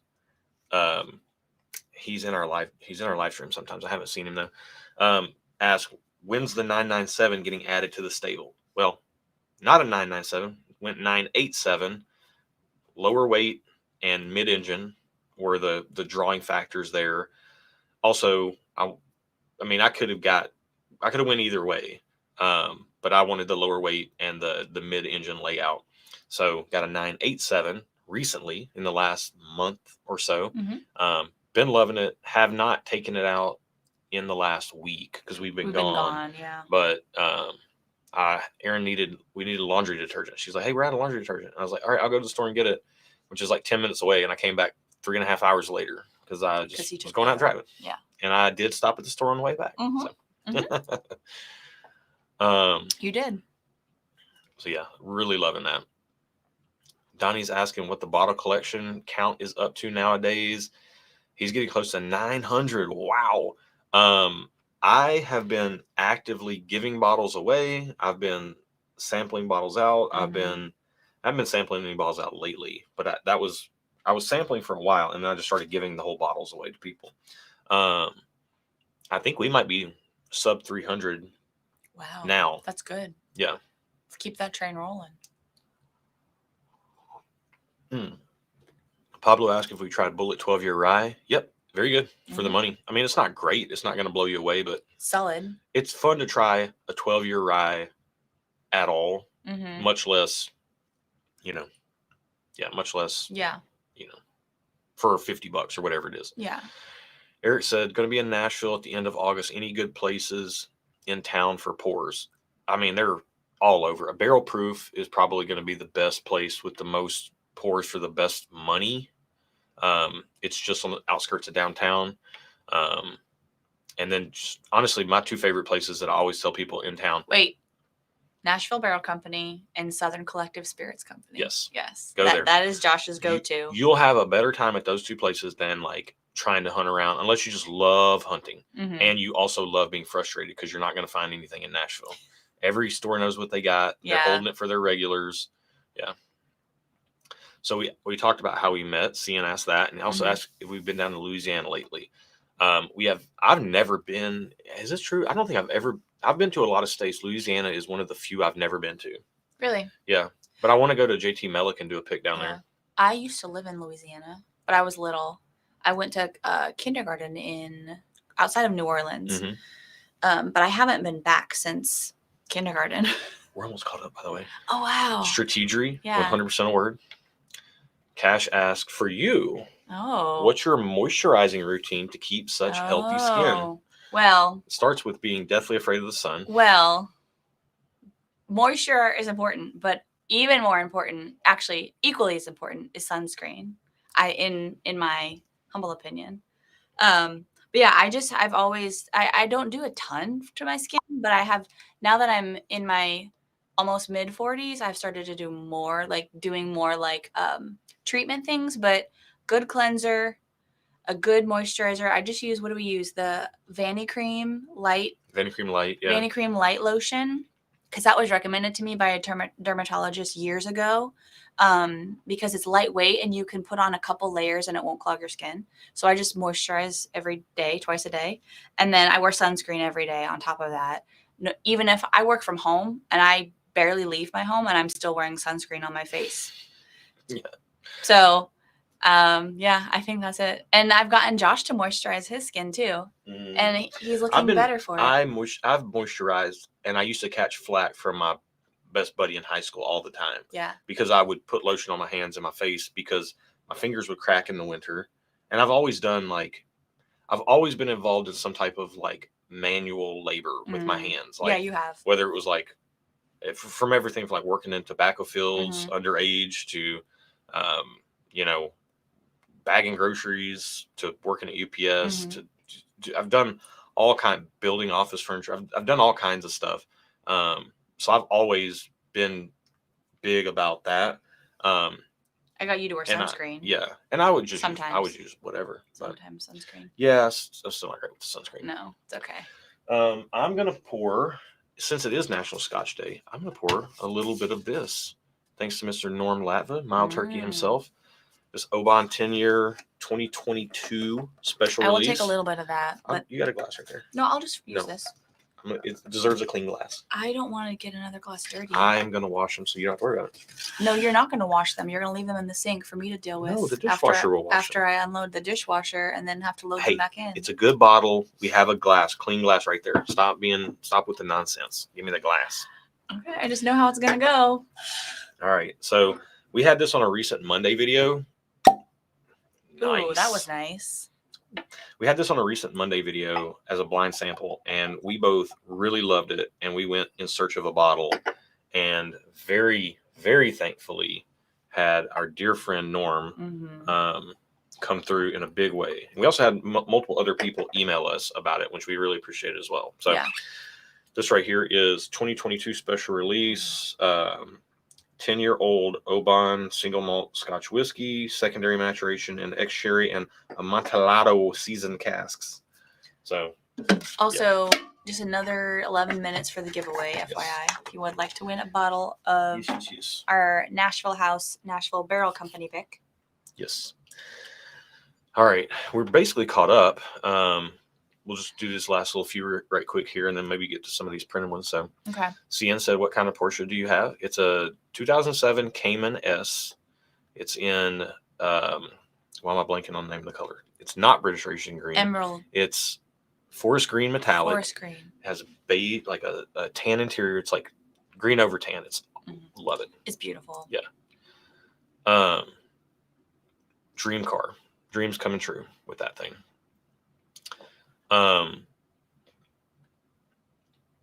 MG says, "What are your quick thoughts on down home?" And it says respiratorily is not a word. We've only had a couple of down home barrel picks, and they were fine, but they didn't blow us away. The best one I have tasted was the Mash and Drum or Mash and Journey down home pick. I think it was a double oaked 8-year Jim Beam, and it was really, really good. But it was really good and a fun pour to try. I didn't get a bottle of it, but a friend did, and I was able to try it. In my mind, I'm like, I think I would just want I would rather just get a Knob Creek single barrel pick for $60 than a down home double oaked Knob Creek pick for more money. But the Mash and Journey one was very, very, very good. And we do have Magic Talking Taco in for $10 more. I did see it pop up. We were in the middle of saying something. Yeah, I'm getting everybody. He said, "Polar Explorer, great answer, in for 2 entries." Thank you. Okay, hold on. I'm trying to make sure I have, because the names are different. Yeah. Oh, please. Just make sure everything matches. So while you're checking, I'll answer Pablo's question. He says, "Just want to pick y'all's brain. What camera equipment are you using for YouTube now? And are you still into photography?" I do photography very little, but it's more than me. It's always something I'm doing. I just don't do it all the time anymore. For camera equipment for YouTube, I'm a big Fuji guy nowadays. I used to shoot a lot of film when I was into photography and doing it professionally. But we use Fuji X-T3s. We have one here and one there. And then I have an XH2S that I'll do like on location barrel pick videos with for that. Fuji lenses on all, or no, actually that's a Viltrox 13 millimeter 1.4 there. And I have a Tamron 17 to 50 2.8, I think, or 17 to 70 2.8 on the XH2S. For photography, it's all like 23, 35 f1.4 primes. I'm a prime lens guy. Okay. Anthony, Aaron, Magic Talking Taco, I got you all. And Anonymous in for 25. Let us know who you are, Anonymous, so that we can appropriately attribute that. All right. Oh no, it locked me out. Pat said, that's the kind of errands I run in my Alpha and intentionally use back roads. Yeah, you got to get out there. Ooh, Steve Scattergia coming in with $50. Thank you so much, man. Thanks, Steve. Man, Steve is the best. I love Steve. Hopefully we can see him again sometime soon. I think I know. I have Anonymous here. Okay, you got it? Yep. Oh, is it Pat? Awesome. Yeah. Thank you, Pat. Thank you very much. Jeff asked, is it a manual or a PDK, the 987? It is a manual. The only type of Porsche I would ever buy is a manual. And before you ask, yes, I know how to drive a manual transmission. Yeah, Aaron's driven it. Brian asked how the Ozarks was. It was a good time. It's not 100% our scene for a trip, but it was where we were going for the family, and it was for my grandfather's 90th birthday. So it was good to hang out with family. The moral of all, or the thread of everything, is all the family trips and the Barrels for Hope event. It all involves staying up too late, getting completely off of our normal schedule, and it's rocking our boat. So our energy, we're like 3.5 weeks of just our schedules being upside down, and it's tough because it's all good things. It's with family, and we are enjoying the time, but we are definitely, both of us are creatures of habit. Yeah. And so when we get out of our routines, we get kind of all thrown off. So I'm very much looking forward to the next, like, however long, just being regular. You know, I know we both know this about ourselves, but I'm just kind of like putting it together out loud. But like for us, it's almost like we need our everyday routines of work and routine to recharge ourselves so that we can then go on the family trips and get tired, and then going back to work is like a respite. Kind of. So it was very good for the trip that it was, you know, but like Aaron's not big on being in the sun or the water, and I'm more of like I would like to be by the beach under an umbrella listening to the waves. Well, that's what I do. I like to be by the water under in the shade. Yeah. And that's what I did while we were there. I was by the pool in the shade. Yeah, for sure. But yeah, it was good. It was good to see family. It's always good to see family. So, Donnie says, if we're ever in NorCal, can we connect for a random blind flight? That would be a ton of fun, man. By the way, don't hit us up trying to get us to go to blind flights or whatever. We know Donnie. Donnie's good people. Yeah. So yeah. He's not a rando. Yeah. Yeah, we would love to get that. We were in North Carolina. We're in Charlotte to pick up the Cayman and drive it back, but we were only there for a very quick question, or like a quick. He's in Northern California, not North Carolina. What did I read? That's right. He is in Northern California. What did I just say? He said NorCal. You said North Carolina. I'm conflating NorCal. I saw, and then earlier somebody said they were from NC. Yeah, Donnie's in Northern California. That's right. And then I'm just conflating things. It's okay. This is like when I conflated ALS and Alzheimer's. No. ALS and ALZ. No, you weren't talking about Alzheimer's. You're talking about something else. Lou Gehrig's disease, I think, and ALS. I think you. ALS is Lou Gehrig's disease. Alzheimer's is ALZ. That's how it's abbreviated. Yeah. Okay. Well, you whatever. Yeah, you messed up Chris's. Sorry, my mind was on the Porsche train, and I was thinking about North Carolina. So, come on and raise up. Noah says we should try J. Henry. We have tried some J. Henry. It is La Flamme was pretty fun. Dave says, going back to a question I asked on Discord, Josh answered once, but I don't recall Aaron's. Did you all have stage fright when starting up the channel? Yeah, it was weird. It was because like neither of us love to be in front of a camera. We don't like to be in pictures necessarily. We don't like being on video. We started the channel because I wanted to learn video, and we knew the community was amazing, and we wanted to be a part of that. No, I didn't know the community was amazing. I knew the community was amazing. I didn't. And I knew the creator community too. So I wanted to get plugged in with other creators. I wanted to get plugged into the community. Him. But yes, it was weird. If you go back to our very, very, very, very, very first video, it's a bloopers reel.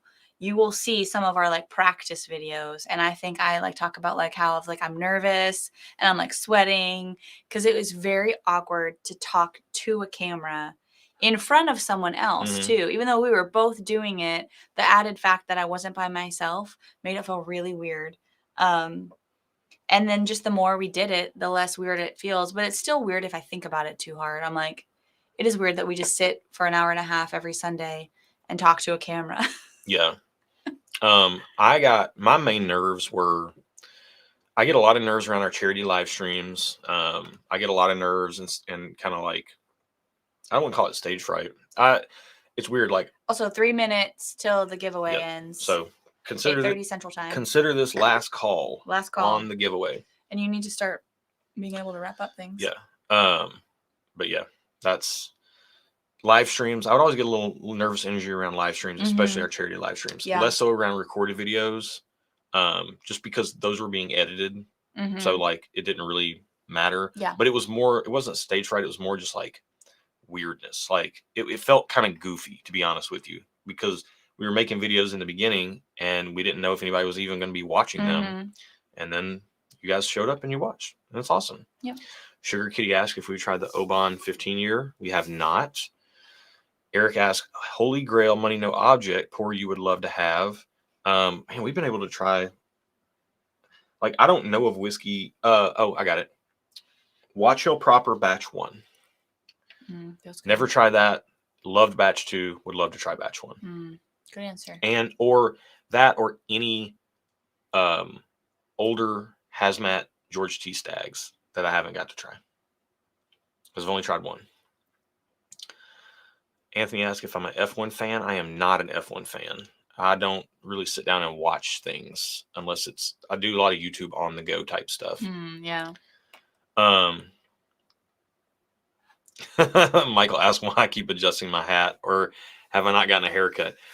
That's like a thing for me. I do a lot of adjusting of hair. That's just a nervous tick. I don't know. I don't think it's a nervous tick. It's like, it just, I don't know. I think in a prior life, I must have been like a baseball coach or something, like a line, like, first base coach. Brian Cubera in with $25 saying cheers. Thank you so much. Kevin also asked store recommendations in the Nashville area. Email us at stuffandwhiskey@gmail.com. And we have a whole S&W Nashville guide that we send anybody that's coming to town. It's got places to stay, restaurants, bars, everything, stores, everything. I'll send you the whole thing. If you want to just type it in, it's bit.ly /SW Nashville Guide. Stuff Whiskey Nashville Guide. Wait, hold on. Who said that? Go up. Whiskey habit. Aaron doesn't like to be in the sun or the water or the land or shade. I do like to be in the shade on land. I am a homebody. She is a homebody. I like to be home. We like to enjoy our mortgage. Yeah. We're paying for a real expensive good time right here. All right. I think it is now officially 8:30. Bond's in the house. 8:30. Get him in real quick. I'm gonna. I'm gonna refresh the page. Can you refresh that page? And anything? Yeah. Pablo asked if we've tried anything from Rebecca Creek. We've tried a double oak that was very good. That was given to us by Rob Haas Walker. 143 Bourbon in for $5. Thank you so much. All right. Get these last ones in, guys. I'm gonna check this. 143 Bourbon. That's the last one. That's going to be the last one? Yep. All right. Let's make sure, give it that. We're going to call that the last one. Okay. But if anything pops through, we shall see. Let's see. Scroll. Let me make sure. Pablo asked about Macallan Double Oaked versus Balvenie 12-year Double Oaked. They're both fine. They're both good. I mean, I'd get the Balvenie probably, but the Macallan's fine too. I tend to like Balvenie just a little bit more than Macallan. Okay. Nathan Hollison. Nathan. Last minute. Okay. All right. Can you get any more questions? Yes. We need to get done with the questions because this is a good one right here. Brian says, most of my bourbon nights are with my neighbors. Do you guys have neighbors that you enjoy bourbon with? Not like in our neighborhood or next door, but yeah, close. Like Justin's close. Like I wouldn't call him a neighbor. He's not a neighbor. Yeah, but he's a short car ride away. Look at JG showing out here. There can only be one. Number one in our hearts. Number one. Larry asked about our opinions on Found North's recent releases. I love Found North. Aaron loves Found North. Mm-hmm. We pretty much universally love everything they do on varying levels. The only thing we've tried from them that we haven't loved has been Helldiver 1 and 2. And they're still very good. They're just profile-wise not quite our speed.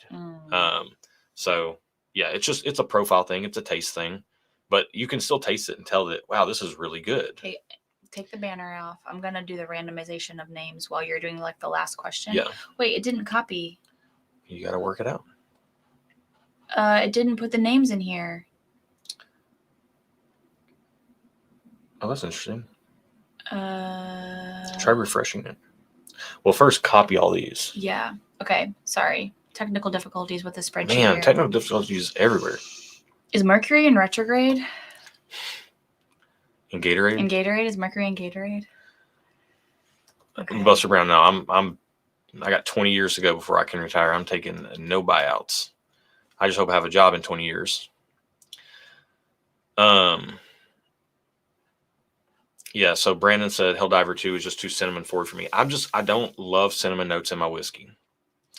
And that's why I don't like Willet bourbon very much. You know, it's not that it's not good. It's just, it's a taste thing. Like, objectively, cilantro is not good or bad. I just happen to like it. Aaron hates it. It's just it's a flavor thing. So just because I didn't like Helldiver doesn't mean it's not good whiskey. It's just, it's a flavor thing. Ivan asked if we've tried Pope John Paul's a high school near where we live. Paul John peated single cask, select cask single malt. Man, I can barely even read tonight. We haven't tried any, maybe only one Pope or a tag. I did it every time I see it. Only one Paul John release have we ever tried.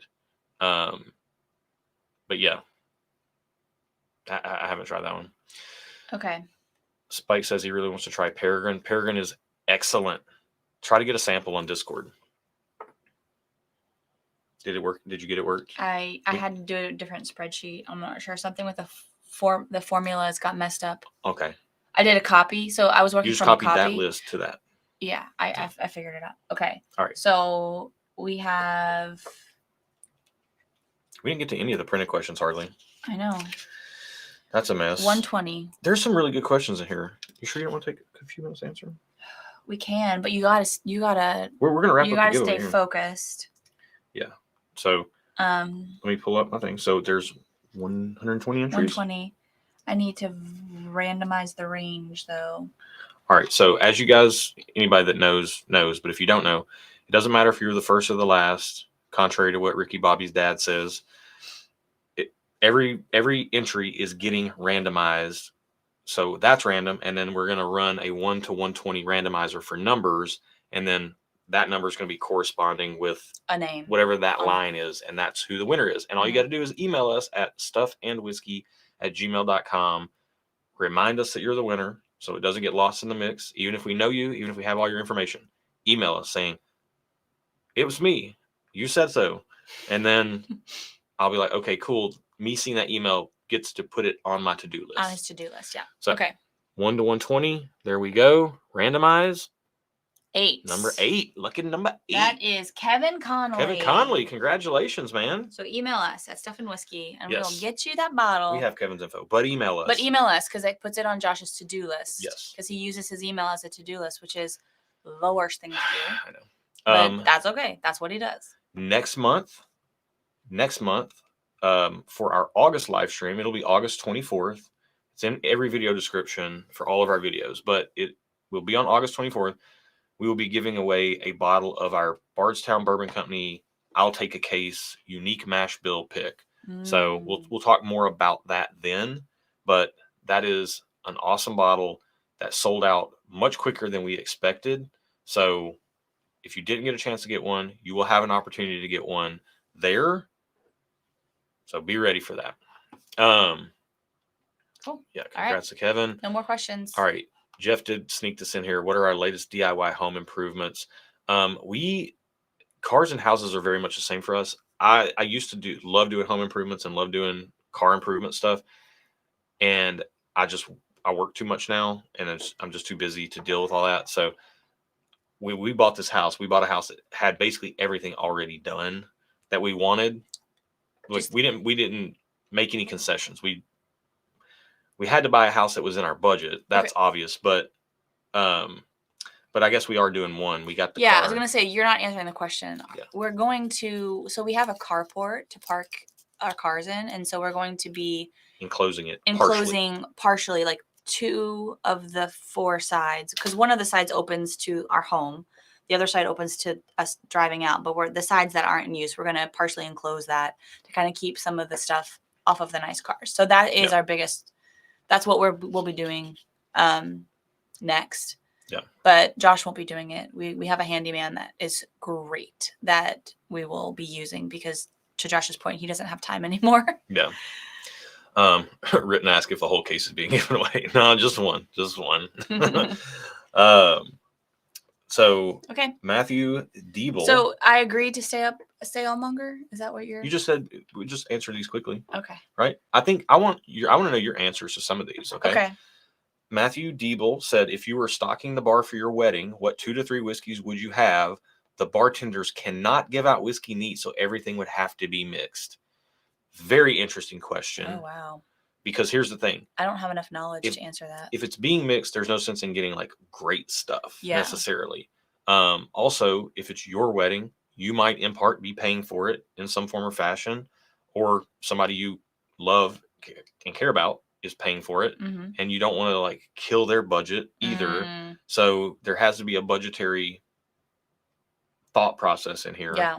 So for me, actually, Brian has the best answer. Says fire the bartenders. Find something that will pour neat. Well, it might be the venue. Yeah. Also, but that's find cool. a new venue. No. But yeah, so I would say. Oh yeah, SpongeBob. No, just yeah. This is how you speak. So I would say 2 to 3 whiskeys that have to be mixed. I maybe because I grew up in Tennessee, I just feel like Jack Daniel's mixes very well. So like I would maybe just grab some Old Number 7. You can always do Jack and Cokes. It can work as like Jack and Gingers are very good for like simple mixers. Are really good. Jack and Sweet Tea, Jack and Lemonade, like all these things work well. So I would probably do Jack. If you wanted to get the bonded, you're going to spend a little bit more. Someone said Evan Williams bonded. Eric says Evan Williams bonded. Evan Williams bottle and bond would be a popular bonded. Bottle and bond and bonded are the same thing. Oh, I didn't know that. Early Times bottle and bond. I like Early Times by itself. I don't like it mixed as much because it's pretty sweet. Same thing with Buffalo Trace. I like Buffalo Trace better by itself than mixed. But yeah, I would probably do Jack, Old Number 7. I'd probably get Knob Creek 9-year as like an elevated option, just because for 20 years of my life, I've been getting Knob Creek Old Fashions. So that would be one that I would grab as like an elevated option above the Jack Daniels. And then I would try to get something that you're dealing with, like mixers versus cocktails, you know? So like mixers, Jack Daniels is perfect. Cocktails, Knob Creek. Knob Creek works a little bit better. And then I would probably throw in, I'd personally probably do a Wild Turkey 101 for a little bit more proof, but Evan Williams bottle and Yeah, bond 2 would to be 3. good That's too. good. So Jack, Yeah. Knob Creek, and then Yeah. Wild Turkey. Yeah, absolutely. Benchmark Full Proof is a good call too. That's higher proof though, and at a wedding it can get out of hand. So True. yeah. Some people might want that though. You never know. I like this one. Nate Hollis asked if we could have a pour with anyone dead or alive, who would it be and why? Could be individually I think or we've as a answered couple. this before. I don't think we ever have.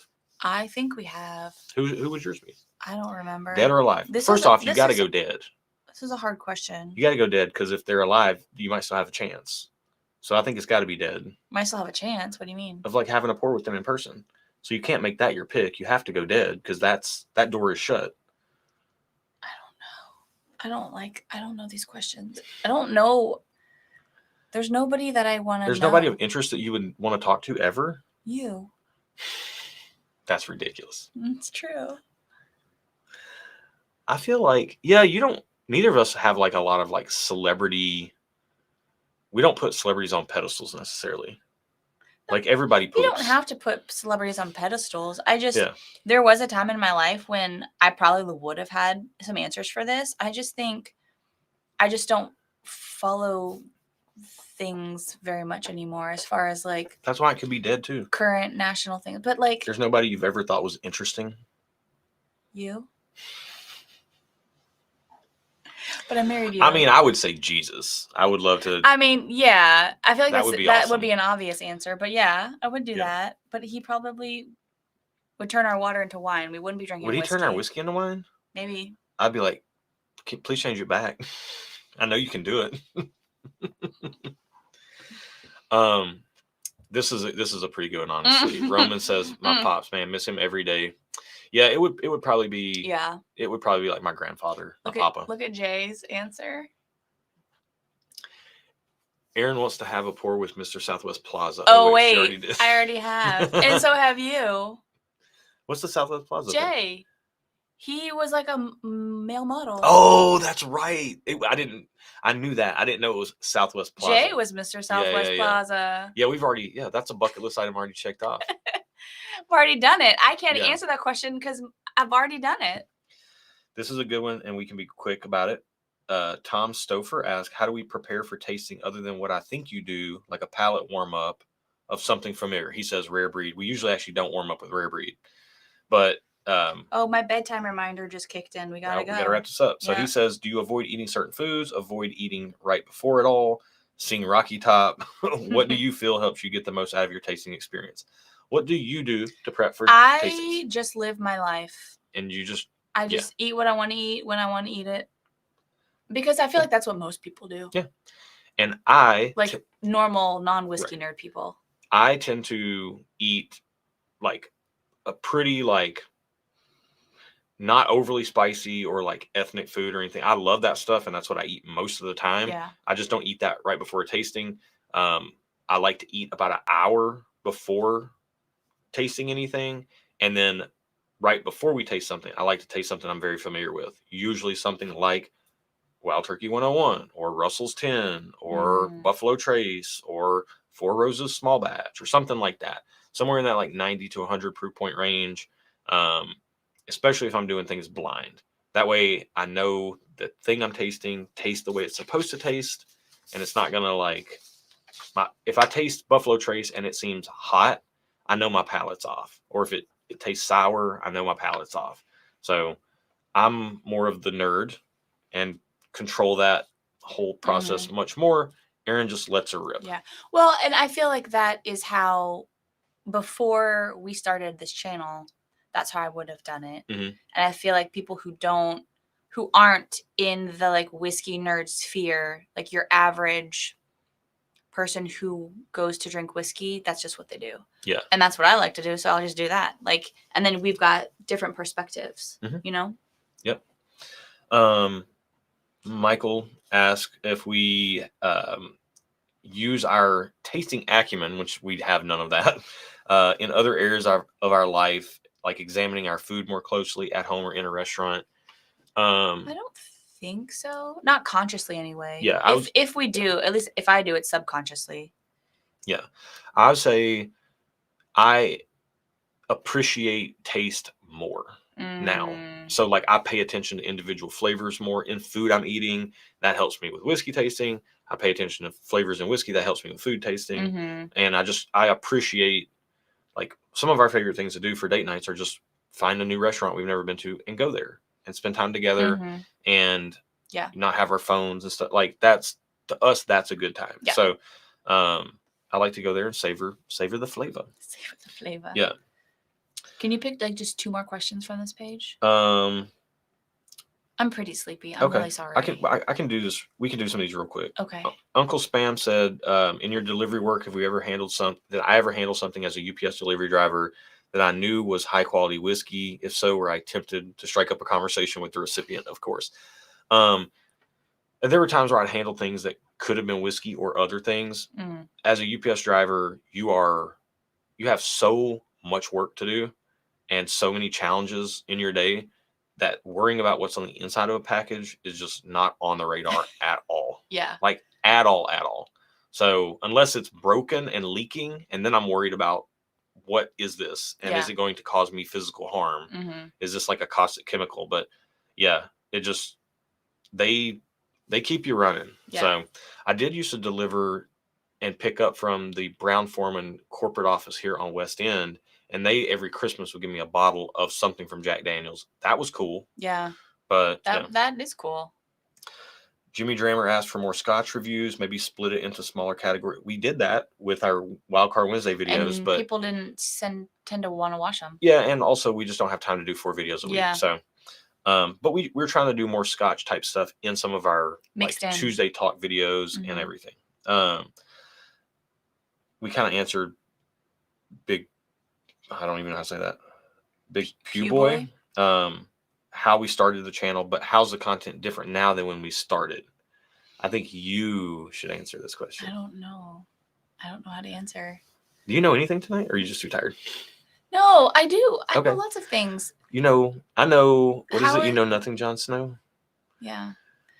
I mean, how did we start the channel? We answered that. How's the content different now than when we started?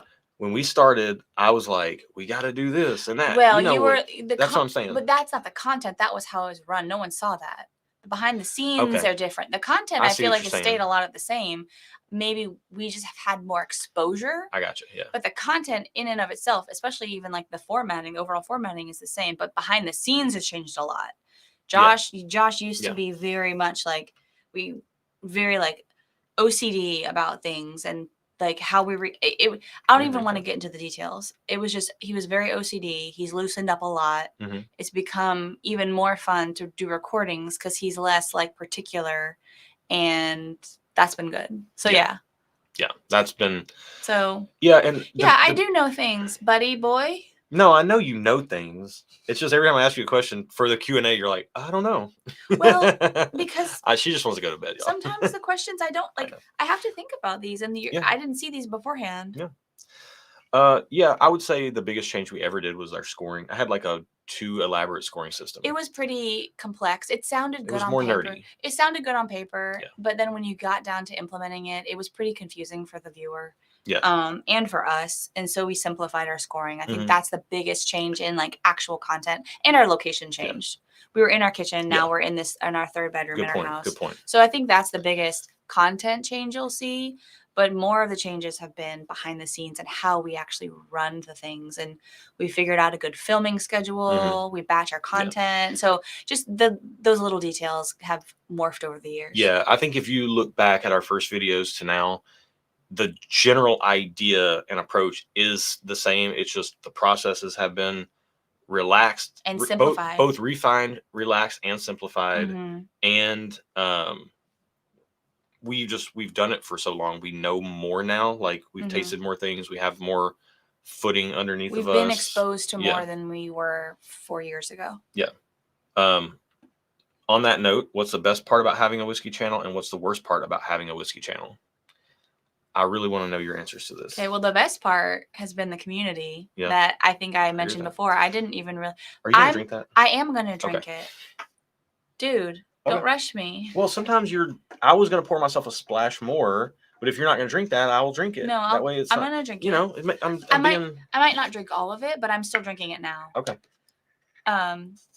So the community. The community, which I didn't realize existed. Like, I knew there was a community, but I didn't realize how rich and how, like, good this community is. So that has been surprisingly my favorite part. Like, it started out, my favorite part was hanging out with him, getting to do this together, and it still is one of my favorite parts. But the surprising favorite is the community. And the worst part about having a whiskey channel, sometimes I just don't want to film. Some parts it's just sometimes it's just the whiskey. Like, for example, we were supposed to film today's Sunday.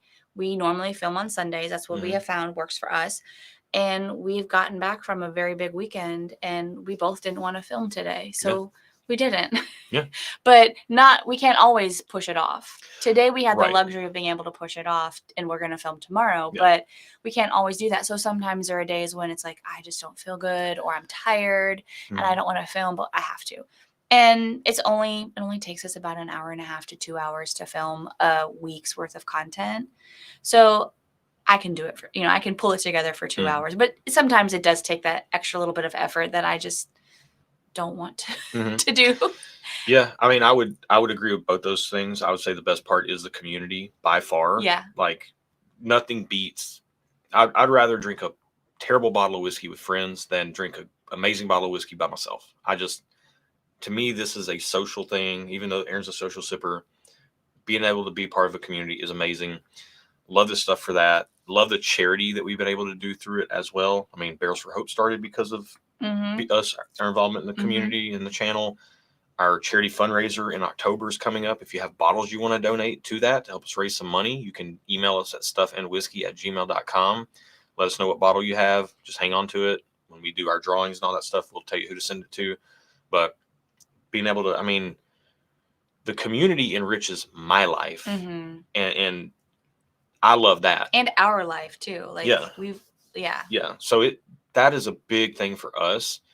But then the charity element. I mean, Barrels for Hope has raised $90,000 in the last 2 years, and then we've raised over $150,000 because we started drinking whiskey on the internet and putting it out there for you guys, and you guys became involved in the community as well. So, and that's helping people, that's helping mental health, that's helping American Cancer Society, that's helping Folds of Honor, military men and women, and Make-A-Wish. So that's amazing. Like, that's so cool. The worst part is just the work that, like, it's like when I was a wedding photographer, the best part was actually doing the photos. The worst part was like having to market myself and like, edit photos for hours on end. Editing videos, while fun in the beginning, the novelty wears off, and it just, like, even the recording of the videos is fun most of the time, unless there's a reason. But, like, sometimes we just, like, we usually record on Sundays, so, which means I like to watch football on Sundays. I like to watch golf on Sundays. I don't do those anymore because we're recording videos. And then we're not going to go drive somewhere after we've been recording videos. So we don't make plans on Sunday nights anymore, So it's stuff like that. But we figured out where to fit it in to our lives. And that was good. But yeah, all the upsides are way more positive than just like, oh, I get to watch football as much as I'd like, like, do I want to watch football, or do I want to hang out with my friends and drink amazing whiskey and raise $150,000+ for charity? I like football, but I'll take the whiskey and you guys any day of the week. That was the last question. Yeah. Nope, that's the last question. Okay. All right. Thank you, guys. There was a quick one in there I was going to sneak in. But... No. Right. It's already 25 minutes past the time we decided we were going to be done. And we do want to try to get back on our routine, because come Tuesday morning, I got to wake up at 3:30 a.m. to go into work. You do. And Tuesday, I'm waking up at 3:30 in the morning. Last night that was the time you went to bed yesterday. That's the time I went to bed last night. No, this morning. Yeah, so. All right. It's a mess. Well, thank you guys so much for being here. We love all of you and appreciate you all. We love you guys. We couldn't- appreciate you. We couldn't do this without you. Literally, Yeah. if no one watched our videos, we wouldn't be making them anymore. Yeah, and thank you guys for being so active tonight. Because you were so active, like we didn't like. Not only could we not do this without you, but like we couldn't answer all your questions tonight. Yeah. Like, you know, that's on us. But yeah, we appreciate you so much Yep. for the activity, for the participation, for just the commenting on the videos, the liking of the videos, the participation in the the super chat raffles, trying to win the bottle. That's always fun. Like we always say, we'd love to give whiskey to everybody, but we can't always do that. So this is the way we kind of have to do it, just to be able to get it out there. But we love sharing with you guys content. It's going to keep on coming. Like we're going to do 3 a week. Tomorrow's video is very fun. It is. The last question was the best and worst whiskey you've ever tried. Tomorrow's video is the worst whiskey we have ever tried. So little teaser for that. Catch that tomorrow. If we didn't catch your question, so sorry. If it's real serious, just email us stuffandwhiskey@gmail.com. And yeah, we love you guys. Thank you. We'll see you next time. Bye. See you tomorrow.